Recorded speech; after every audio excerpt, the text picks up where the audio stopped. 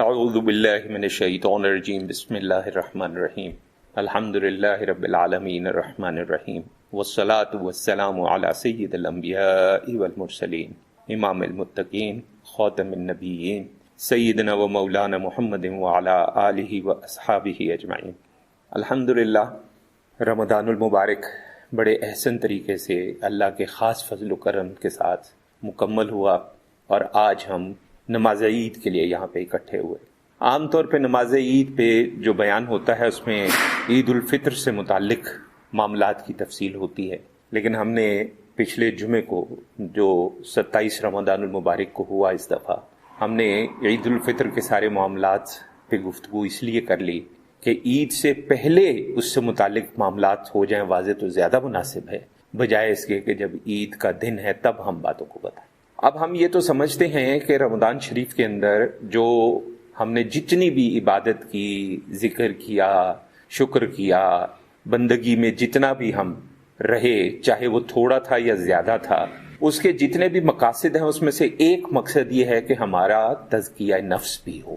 اب ہوتا یہ ہے کہ بڑی حد تک ان اذکار سے اور یہ جو عبادات اور یہ جو معاملات ہم کرتے ہیں، تراویح وغیرہ، ہمارے مزاج میں تبدیلی آتی ہے، مثبت تبدیلی آتی ہے، لیکن عید آنے کے بعد پھر آہستہ آہستہ ہم واپس پرانی ڈگر پر چل پڑتے ہیں۔ سمجھنا یہاں پہ ضروری ہے کہ قرآن مجید میں اللہ تبارک و تعالیٰ نے رسول اللہ صلی اللہ علیہ وسلم کی جہاں ذمہ داریاں بتائیں تو وہاں پہ 4 ذمہ داریاں بتائیں۔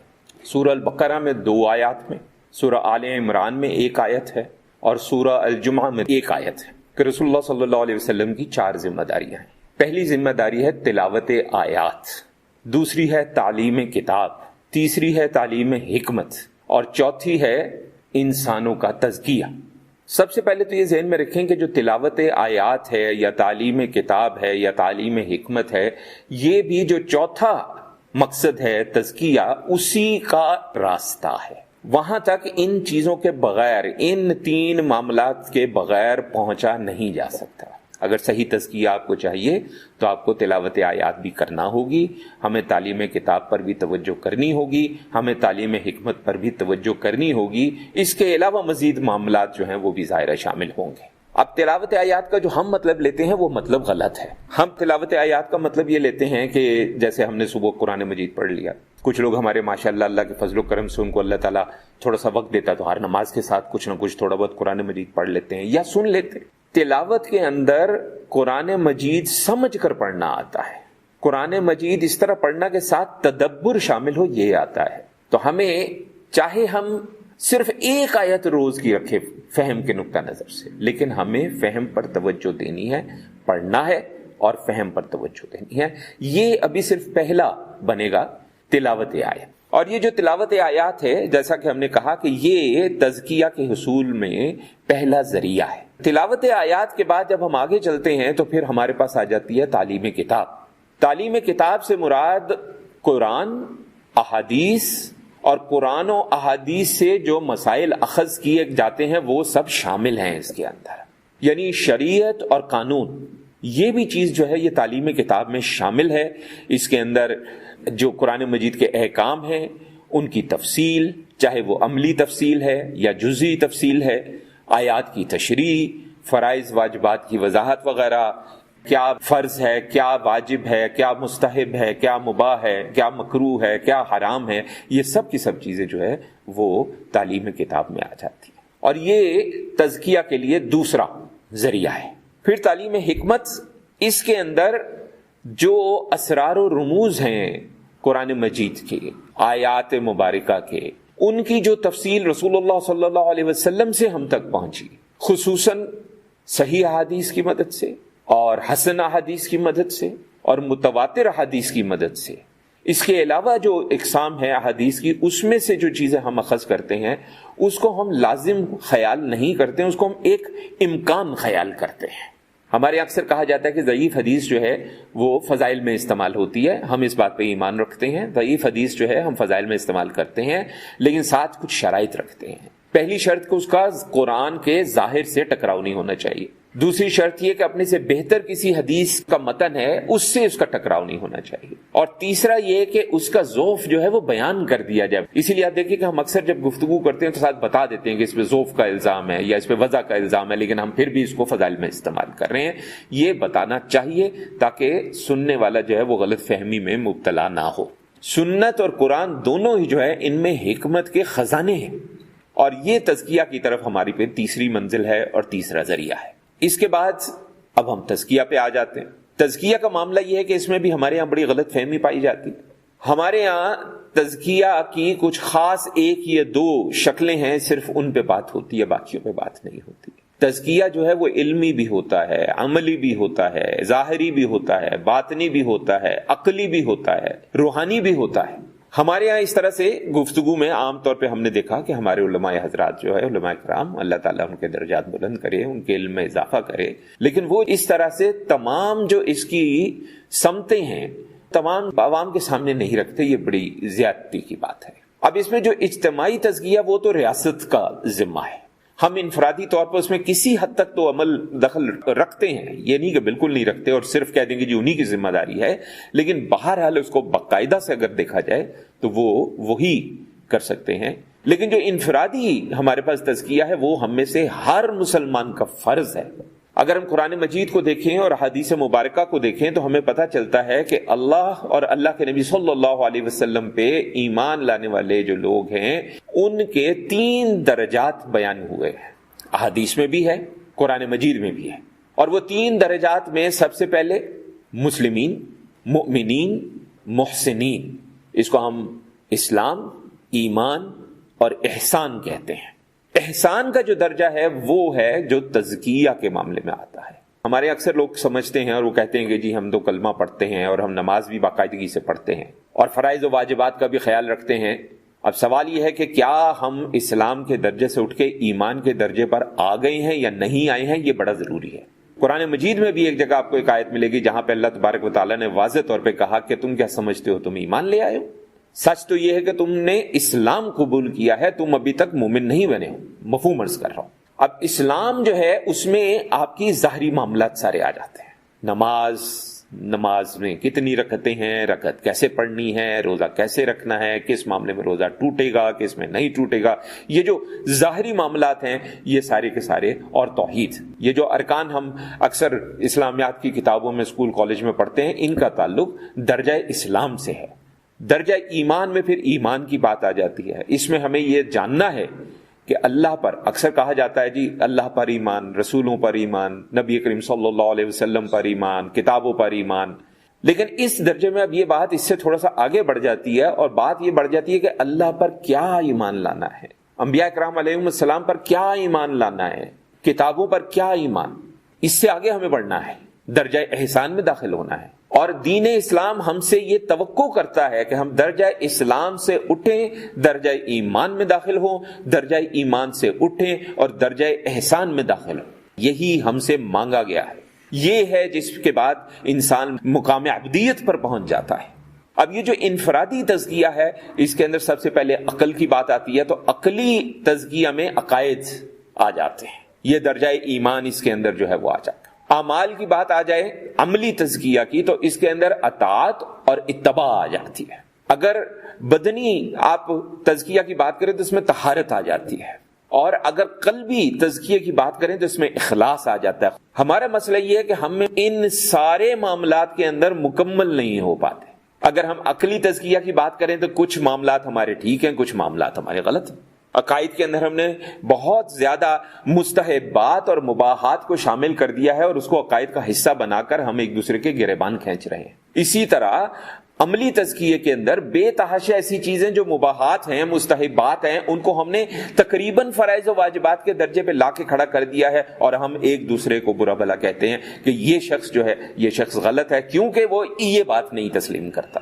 یہی معاملہ ہم نے بدنی طہارت میں بھی کیا ہے اور یہی معاملہ ہم نے قلبی طہارت میں بھی کیا. ہر جگہ یہی حال ہے. بدنی طہارت پہ بھی ایک مثال عرض کر دیتے ہیں. مثلا وضو کرتے ہوئے ہمارے یہاں کچھ لوگ ہر عضو دھوتے ہوئے کچھ دعائیں پڑھنا لازم خیال کرتے ہیں کہ جی کلی کی ہے تو یہ دعا پڑھنی ہے، ناک میں پانی ڈالا ہے یہ دعا کرنی ہے، اگر ہم نے منہ دھو رہے ہیں تو اس وقت یہ دعا پڑھنی ہے، ہاتھ بازو دھو رہے ہیں تو یہ دعا پڑھنی ہے، اور وہ یہ سمجھتے ہیں کہ اگر یہ دعائیں نہیں پڑھی جائیں گی تو وضو نہیں ہوگا۔ ہم مکہ مکرمہ جاتے ہیں، طواف کرتے ہیں، تو ہم نے کتابیں کچھ ایسی رکھ لی ہیں اور ہم سمجھتے ہیں کہ اگر یہ جو کتاب میں لکھا ہے طواف کے دوران یہ نہیں پڑھیں گے تو طواف نہیں ہوگا۔ ہر قسم کے تزکیہ کے اندر ہم اپنی مرضی کے مطابق، اپنی سمجھ کے مطابق، اپنے فہم کے مطابق چیزوں کو شامل کر رہے ہیں۔ جب تزکیہ کے راستے پہ انسان آ جاتا ہے، جب ایک مسلمان درجہ اسلام سے اٹھتا ہے اور درجہ ایمان میں داخل ہوتا ہے، اور درجہ ایمان سے اٹھتا ہے اور درجہ احسان میں داخل ہونے کی کوشش کرتا ہے، تو وہاں پہ پھر سب سے پہلے اس کا جو سامنا ہوتا ہے اور اس کا جو مقابلہ ہوتا ہے وہ ہوتا ہے نفس کے ساتھ۔ اب جب آپ نفس کی بات کرتے ہیں تو نفس قرآن مجید میں 3 طرح کے نفس جو ہے ان کا تذکرہ ہے، لیکن ہمارے مشائخ نے مزید کچھ کشفی بنیاد پہ، کچھ تجربے کی بنیاد پہ مزید اقسام کا بھی تذکرہ کیا ہے، گو کہ اس کو لازم قرار نہیں دیا گیا، کیونکہ قرآن مجید میں وہ الفاظ موجود ضرور ہیں لیکن واضح طور پہ اس کے بارے میں کوئی حکم موجود نہیں۔ اس کے علاوہ یہی نہیں بلکہ یہ بھی ہوتا ہے کہ ان میں سے بہت سے اقسام جو ہے وہ کسی دوسری قسم کے حصے کے طور پہ بھی شمار کی جا سکتی ہے۔ کئی آپ کو بزرگان دین کے ایسے کلام ملیں گے جس کے اندر 18,000 عالم کا تذکرہ ہے، کئی ایسے ہیں جنہوں نے 80,000 عالم کا کہا، لیکن حقیقت یہ کہ وہ 80,000 عالم 18,000 میں ہو جاتے ہیں اور 18,000 عالم 2 عالموں میں ہو جاتے ہیں۔ تو اس لیے اگر کوئی 2 کہہ رہا ہے تو وہ بھی ٹھیک کہہ رہا ہے، کوئی 18,000 کہہ رہا ہے تو وہ بھی ٹھیک کہہ رہا ہے، اور اگر کوئی 80,000 کہہ رہا ہے تو وہ بھی ٹھیک کہہ رہا ہے، اس میں کوئی جھگڑے والی بات نہیں ہے۔ تو بنیادی طور پہ قرآن مجید سے جو نفس اقسام ہیں وہ 3 ہیں جو ثابت ہیں، لیکن ہم سارے اقسام جو ہم عام طور پہ تزکیہ کے راستے پہ چلنے والے انسان کو تعلیم کرتے ہیں وہ ہم عرض کر دیتے ہیں۔ سب سے پہلی قسم جو قرآن و حدیث سے ثابت ہے وہ ہے نفس امارہ۔ نفس امارہ جو ہے یہ وہ نفس ہے جو انسان کو دنیاوی لذتوں کی طرف مائل کرتا ہے، گناہوں کی طرف مائل کرتا ہے، کوتاہیوں کی طرف مائل کرتا ہے، نافرمانی کی طرف مائل کرتا ہے۔ اس میں جو چیزیں شامل ہیں اس کے اندر بخل ہے، اس میں حرص ہے، اس میں شہوت ہے، اس میں بغض ہے، اس میں کینہ ہے، اس میں حسد ہے، اس میں جہالت ہے، سستی ہے، غصہ ہے، غیبت ہے، طنز ہے، مذاق اڑانا ہے۔ یہ ساری کی ساری چیزیں جو ہیں، یہ سارے کے سارے معاملات ہم میں سے جس شخص کو ان میں سے 1 2 3 4 کسی بھی قسم کے معاملے پہ اگر زیادہ شوق پیدا ہوتا ہے تو اس کا مطلب یہ ہوا کہ ہم ابھی تک نفس امارہ کی غلامی میں ہیں۔ ہمارے لیے لازم ہے کہ ہم نفس امارہ کی اس غلامی سے چھٹکارا پانے کی کوشش کریں اور اس سے اگلے درجے پہ پہنچیں، کیونکہ درجہ احسان جو ہے وہ ایک ایسی چیز نہیں ہے کہ بس اس میں آ گئے تو درجہ احسان میں آ گئے۔ شیطان ہر وقت ہمارے ساتھ لگا ہوا ہے۔ حدیث مبارکہ میں ایسے الفاظ بھی آئے کہ شیطان جو ہے انسان کی رگوں میں خون کے ساتھ دوڑتا ہے۔ ایسے الفاظ بھی آئے کہ ہر انسان کے ساتھ اللہ تبارک و تعالیٰ نے ایک شیطان جو ہے وہ لگا کر رکھا ہے، اور حدیث میں حضور صلی اللہ علیہ وسلم نے واضح طور پہ اس کو کہا کہ شیطان ہے یہ، اور ہمارے یہاں اس کو نام حمزات دیا جاتا ہے۔ جب انسان کوشش کرتا ہے تو نفس امارہ سے ترقی کرتا ہے، نفس لوامہ میں داخل ہو جاتا ہے۔ لوامہ یہ ہے کہ جب انسان سے کوتاہی ہوتی ہے تو یہ ہمیں ملامت کرتا ہے۔ میں نے کہیں جھوٹ بولا اور تھوڑی دیر بعد میرے دل نے اندر سے شور مچانا شروع کر دیا کہ میں بہت بڑی غلطی کر بیٹھا ہوں، مجھے ندامت ہوئی، میں اللہ کے آگے جھکا، میں گڑ گڑایا، اللہ سے میں نے معافی طلب کی۔ اگر میں اس شخص سے جس سے میں نے جھوٹ کہا معافی مانگ سکتا ہوں تو میں نے اس سے معافی مانگی۔ اگر کسی وجہ سے مجھ میں اتنی جرأت نہیں ہے یا فتنے کا خدشہ ہے، میں اس سے معافی نہیں مانگ سکتا، تو میں اللہ کے آگے گڑ گڑایا اور میں نے کہا کہ یا اللہ مجھے معاف کر دے، اور اس کے دل میں بھی میرے لیے خیر ڈال دے، کیونکہ ہر انسان میں اتنی جرأت نہیں ہوتی۔ اسی لیے تو حضور صلی اللہ علیہ وسلم نے ہمیں کہا کہ اگر برائی کو ہاتھ سے روک سکتے ہو تو روکو، ہاتھ سے نہیں روک سکتے تو زبان سے برا کہو، زبان سے برا نہیں روک سکتے تو کم از کم دل میں برا جانو۔ ہر شخص ایک طرح کا نہیں ہوتا، اور یہ بات صرف ہم میں نہیں ہے، اس میں کوئی گستاخی کی بات نہیں۔ اللہ تعالیٰ مجھے معاف فرمائے، صحابہ کرام رضوان اللہ تعالیٰ علیہ مجمعین کا مرتبہ اور مقام اتنا ہے کہ ہم میں سے بڑا ولی جو ہے وہ کسی صحابی کے گرد کو نہیں چھو سکتا۔ یہ ہمارا ایمان ہے کہ جس نے ظاہری آنکھ سے نبی کریم صلی اللہ علیہ وسلم کو دیکھا اور ان سے کچھ تعلیم حاصل کی، چاہے وہ ایک حدیث ہی کیوں نہ ہو، اس کا کوئی اس کی برابری امت میں نہیں کر سکتا۔ یہ اہل سنہ والجماعت کا عقیدہ ہے۔ وہاں پہ بھی آپ مستند روایات اٹھا کے دیکھیں، آپ کو ایسے لوگ صحابہ میں ملیں گے کہ جس میں آپ کو ملے گا کہ وہ بڑھ کے ہاتھ روکنے والوں میں سے نہیں تھے، لیکن ان کا درجہ پھر بھی بلند ہے، بہت بلند ہے۔ حضور صلی اللہ علیہ وسلم کے بعد بلند ترین درجے کے لوگ ہیں، ہمارا ان کا کوئی مقابلہ ممکن نہیں ہے۔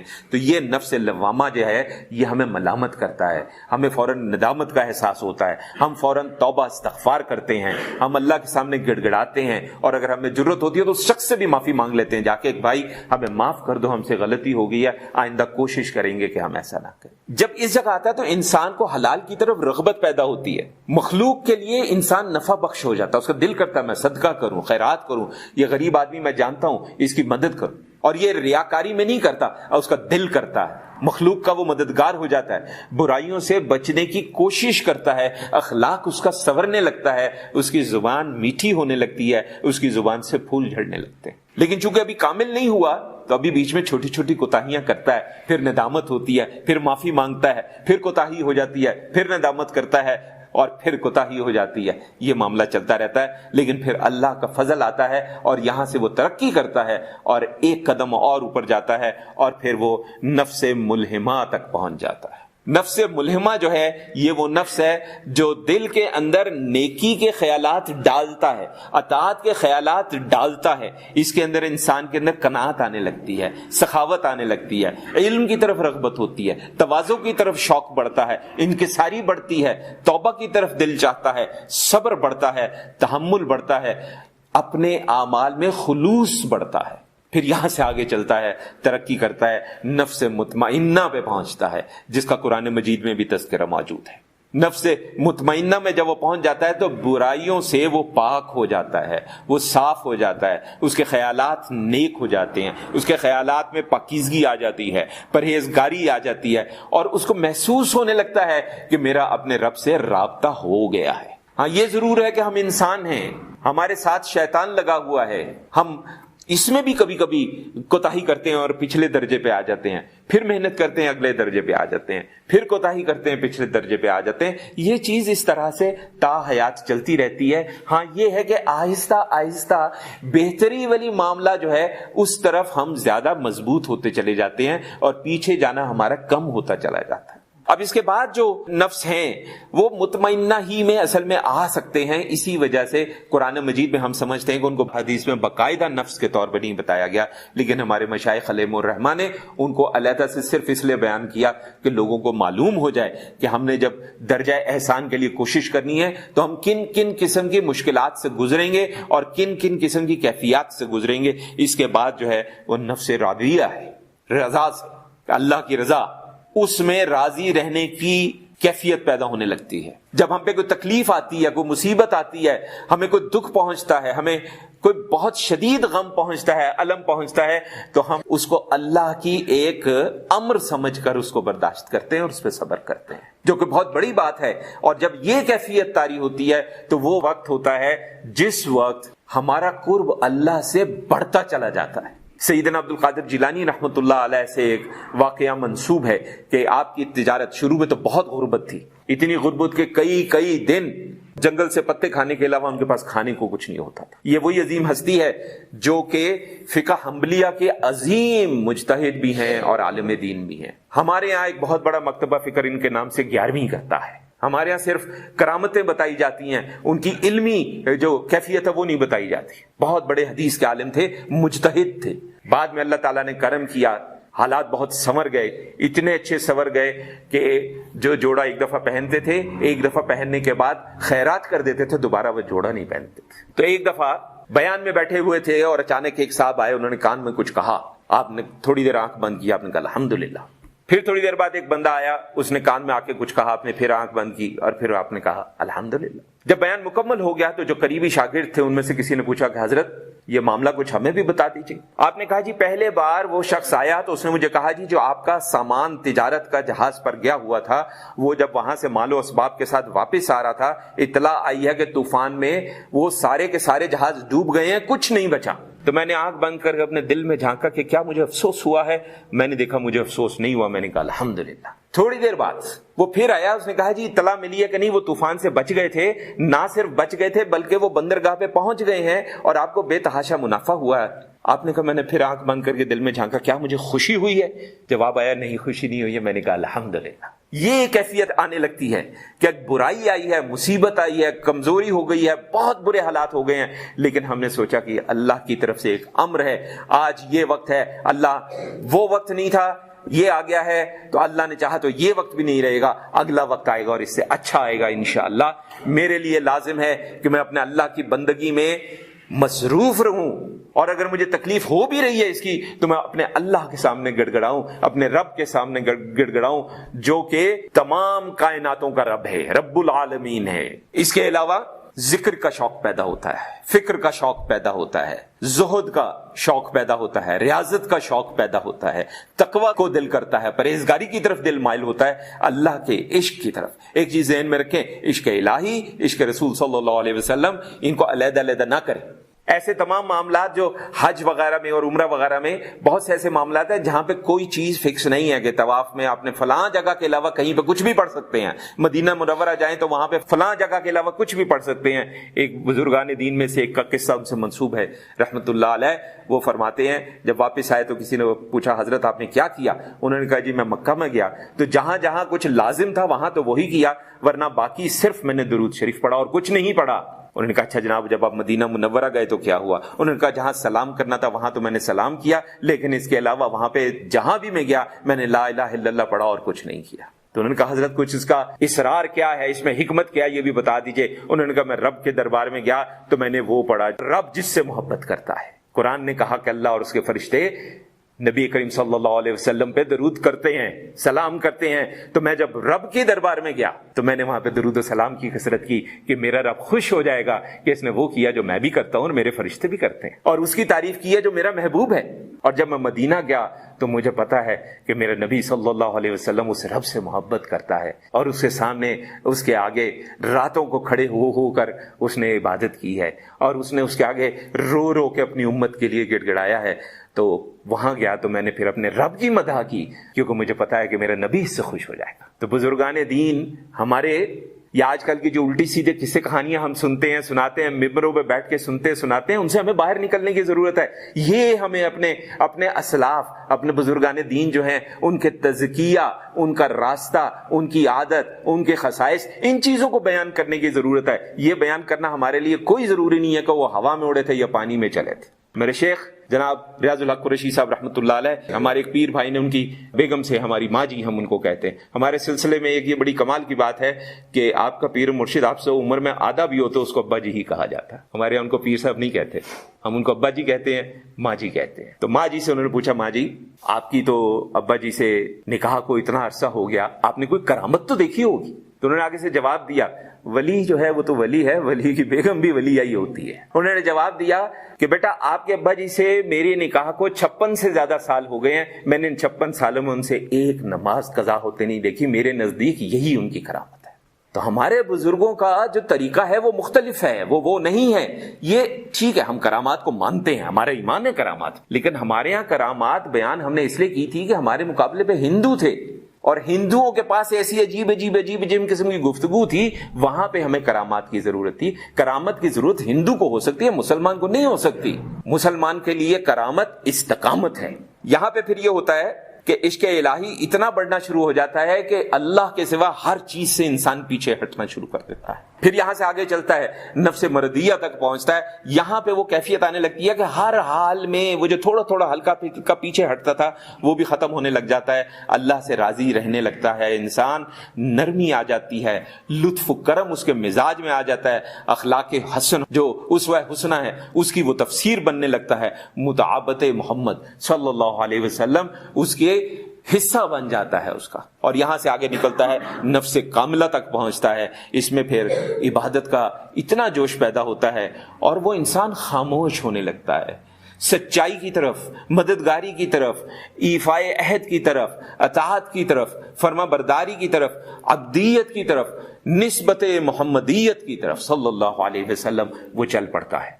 اسی لیے میرے شیخ فرمایا کرتے تھے رحمت اللہ علیہ، وہ کہتے تھے انسان اس راستے پہ جتنی ترقی کرتا چلا جاتا ہے اتنا مزاج میں دھیما اور خاموش ہوتا چلا جاتا ہے۔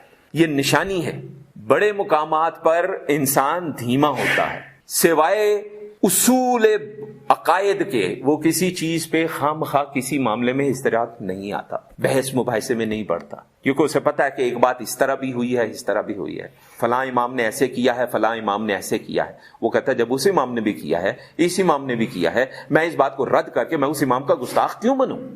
لیکن ان سب کے لیے جو آغاز ہے، چلنا کہاں سے ہے؟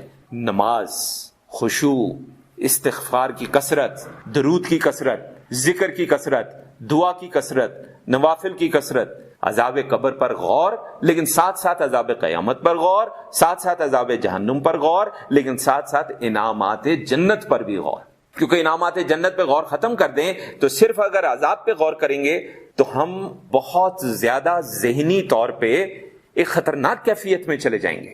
ممکن ہے کہ ہم پہ مایوسی کے دورے پڑنے لگے، استغفر اللہ۔ صحابہ کرام رضوان اللہ تعالیٰ علیہم اجمعین سے ہمیں پتہ چلتا ہے، اور یہ بات حضرت عمر فاروق رضی اللہ عنہ سے بھی منسوب ہے کہ آپ فرمایا کرتے تھے کہ ایمان امید اور خوف کی درمیانی حالت کا نام ہے۔ صرف امید پہ چلے جائیں گے ہم گمراہ ہو جائیں گے، صرف خوف پہ چلے جائیں گے تب بھی ہم گمراہ ہو جائیں گے۔ صرف امید پہ جانے کی ایک نشانی ہے کہ بندہ کہتا میں نماز پڑھوں یا نہ پڑھوں، وہ کریم ہے، رحیم ہے، غفار ہے، وہ مجھے معاف کر دے گا۔ خوف کی طرف جب گئے تو کیا ہوا؟ ہم نے کہا مجھ سے تو اتنے گناہ ہو گئے، مجھے تو معافی نہیں مل سکتی، استغفر۔ یعنی وہاں پہ ہم نے رحیم اور کریم کو پکڑ لیا، قہار جبار کو بھلا بیٹھے، حسیب کو بھلا بیٹھے۔ یہاں پہ ہم نے جبار، قہار، حسیب کو پکڑ لیا، رحیم اور کریم کو بھلا بیٹھے۔ دونوں کے درمیان میں چلنا، کبھی تھوڑی سی امید پیدا ہو، یا اللہ، بندہ گڑ گڑاتا ہے اس کے آگے، مغفرت طلب کرتا ہے، دنیا کے لیے بھی آخرت کے لیے بھی، پھر تھوڑا سا خوف کی طرف جاتا ہے، اس کو لگتا ہے مجھ سے کوتاہی ہوئی ہے، اسے ندامت ہوتی ہے، کیونکہ خوف ہوگا تو ندامت ہوگی۔ سو ایمان دونوں کی درمیانی حالت کا نام ہے۔ اس میں ہمیں مراقبہ چاہیے۔